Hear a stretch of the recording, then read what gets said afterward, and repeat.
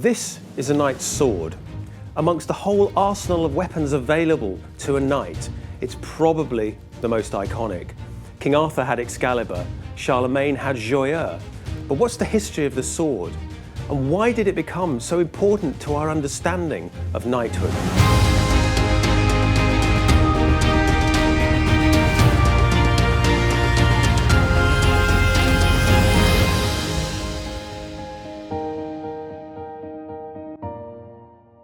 This is a modern reproduction of a brutal bladed weapon seen on the Majowski Bible, being used two-handed from horseback to cleave a man in two. That man is in armour, and this feels like it could do that much damage through mail, perhaps, certainly not through plate.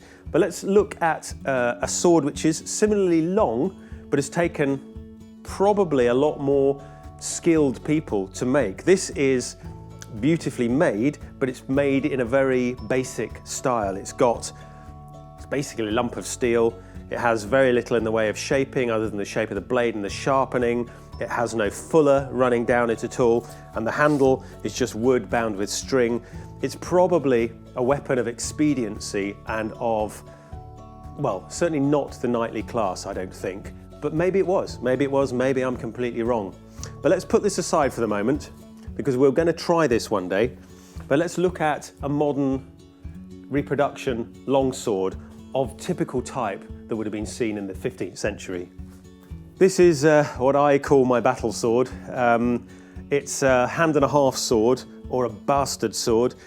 You can use it one-handed quite happily from horseback. It's a little slower than my gilded single-handed sword, but it's still very useful. It's got a long reach. It's diamond in section. This is from a period of swords that late 15th century, and the sword itself, quite frankly, isn't that good against people in plate armour because a sword will not cut through plate steel. It just doesn't work. As a human being, it doesn't matter how much energy you put behind a sword, you're just not going to be able to cleave through sheets of reasonable steel. What you need to do, though, is you need to put this point into their soft bits. So this bit goes into the eye socket, it goes through the throat, it goes in the armpits, it goes in the groin. Anywhere you can see that isn't armoured or is less well armoured, the idea is to stab with this sword. This is a fantastic weapon. It's long, it allows you to keep the enemy at a distance, but its length is its problem as well. Once the enemy is very close to you, it's really difficult to kind of get the sword behind you. You can't get the point at them, and that's the bit you're trying to put in them. There were shorter swords. The shorter arming sword was also very popular. This would have been carried in battle, this kind of weapon. It allows you to get the point quite close to you if you move backwards like this. So in a melee situation, in a last-ditch stand, you've got some ability to stab the sword into somebody who's really close to you. But even so, this weapon really isn't the weapon of choice for the battlefield. It is literally a last-ditch attempt to survive. If you had nothing else, you'd go back to your sword, in my opinion. You'd want to use pollaxe, a lance, a mace, a hammer, an axe, anything like that. The trouble is, those weapons aren't particularly knightly, or we don't perceive them as knightly, and this type of thing is what we see in movies and television, and it is a beautiful item, but its usefulness is dwindling in the medieval period.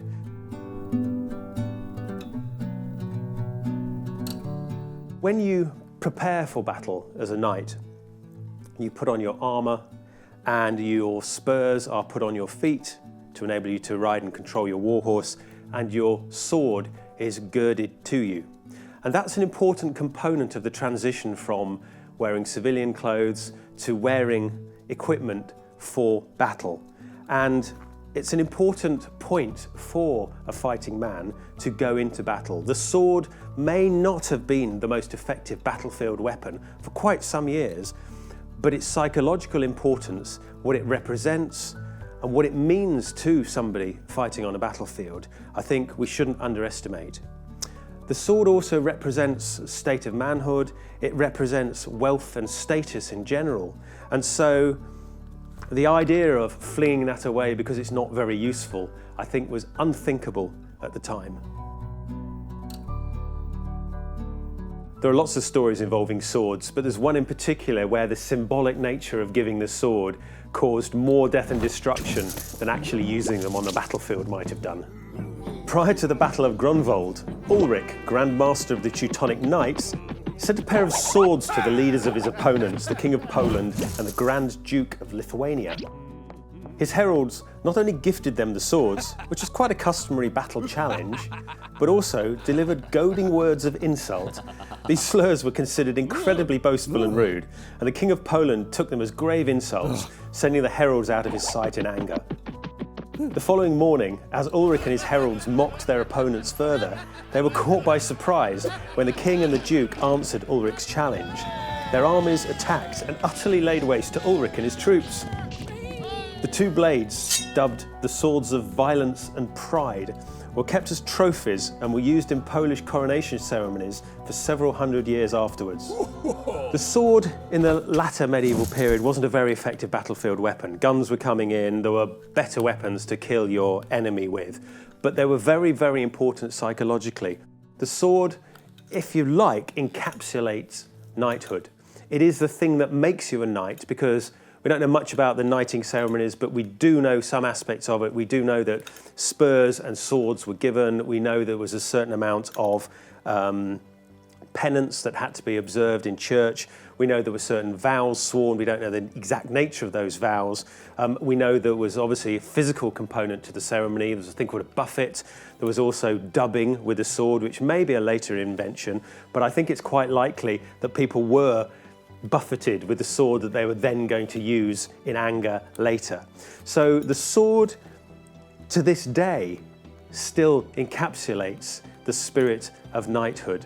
It's fascinating that an artifact, a beautiful artifact that was originally designed as an important weapon, soon transcends the nature of the battlefield and the idea that it is a weapon and becomes something different. It becomes symbolic. You could still kill with a sword, and people still have been killed with swords in later battles, but the importance of a sword is almost entirely symbolic, but embedded with knighthood. Please like and subscribe, and we'll see you next time.